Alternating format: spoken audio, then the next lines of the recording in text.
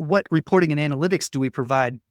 We provide weekly KPIs. They show the calls we made, how many connections we made, how many leads we captured, the qualified leads that we delivered onto you. And then we do the same thing with monthly reports that are the same metrics, but by county and then broken up with the same stuff.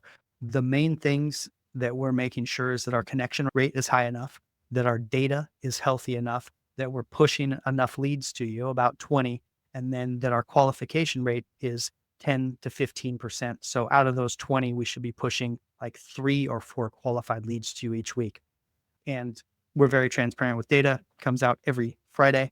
And then I get on calls with you and I review it and we look for ways to improve. And so we're on it.